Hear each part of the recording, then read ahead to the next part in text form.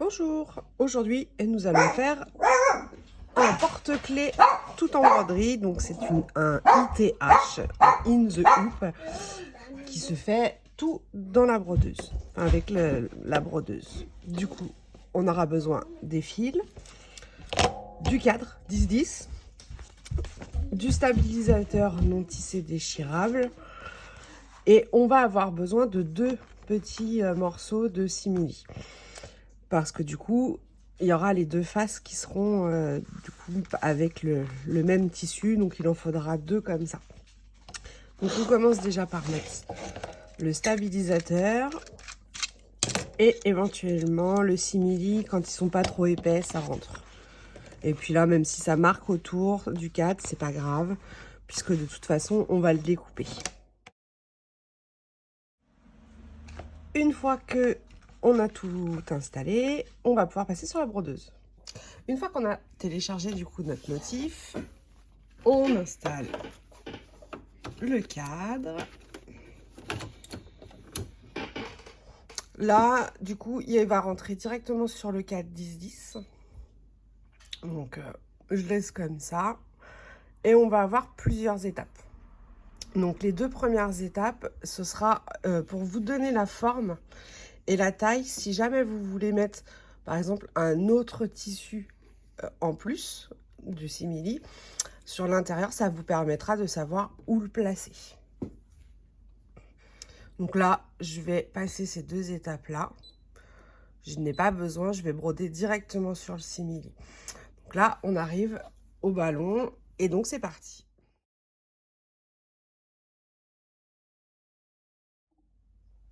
Donc voilà, on a notre arrière. Devant, elle est entièrement brodée. Et donc, on va prendre le 2e morceau. Le mien est un peu plié. C'est les chutes de simili que je garde pour les exemples. Et on va recouvrir. Alors, moi j'utilise la colle Cléopâtre en spray spécial tissu. Elle est vraiment sympa. Même sur des tissus où on va devoir coudre après, en fait, elle reste pas, elle marque pas et c'est top. Mais là, on va être quand même très serré, donc le tissu, le simili, c'est tellement épais. On va venir scotcher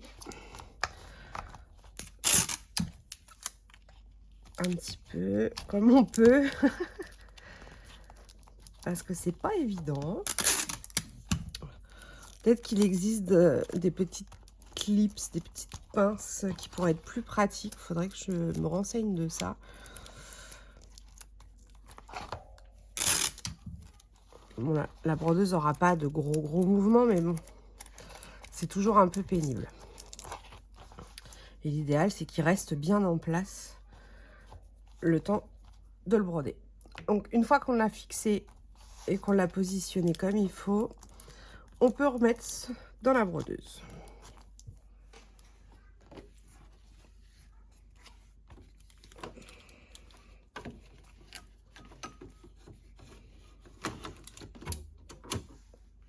Et là, on lance notre dernière étape. Donc voilà, notre broderie est finie. Hop, et voici l'arrière. Ah, j'ai laissé du fil blanc. C'est une erreur de débutante, hein. On peut changer les canettes quand c'est des fils noirs, c'est quand même plus joli. Là, c'est bon, ça assez que c'est de l'exemple. Donc voilà, on va pouvoir enlever tout maintenant du cadre. Et on va pouvoir découper du coup les 3 épaisseurs. Alors, je dégrossis et après on coupera plus précisément.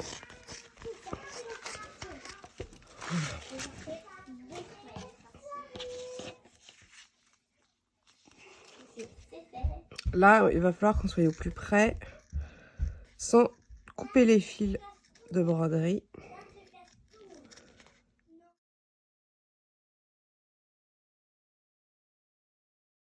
Donc Donc là, on va pouvoir procéder à la tâche. Vous aurez plusieurs possibilités. Vous pouvez mettre des rivets, par exemple, qui vont faire comme ceci. On peut mettre aussi un œillet à la place. Comme ça, on peut faire passer l'anneau directement dans le milieu. Ou encore mettre des pressions. Donc là, par exemple, je suis partie sur une pression en métal. Désolée, j'ai un petit, un petit garçon qui est très chanteur aujourd'hui. Hop.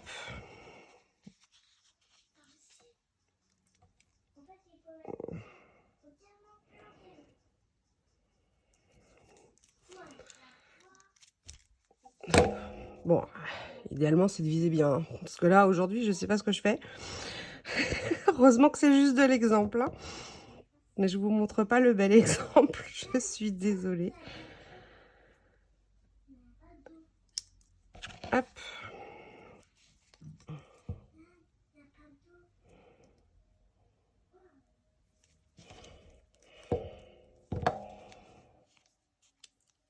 Donc voilà. Et là, du coup, après, on va pouvoir mettre une boucle. Hop. Pour pouvoir l'accrocher. Même directement, hein, on peut mettre sur le bord d'un sac, sur une petite fermeture éclair. Bon, faut-il encore, c'est que ça tienne, ça tienne correctement.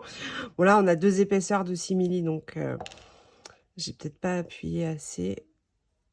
Mes petits picots, ils se sont fermés. Bon, enfin, en tout cas, voilà, faut juste prendre son temps, bien faire les choses. Attention, voilà, les simili un peu épais ou extensibles vont être un peu plus compliqués. Ça va pouvoir, voilà, ça va donner des formes un petit peu bizarres, surtout quand en plus j'ai coupé le trop bord, trop bord. Donc voilà, il faut vraiment bien aligner ces pressions. Voilà, en gros, on en met une à chaque extrémité du petit rectangle, de façon à laisser la place pour pouvoir mettre un petit anneau. Voilà.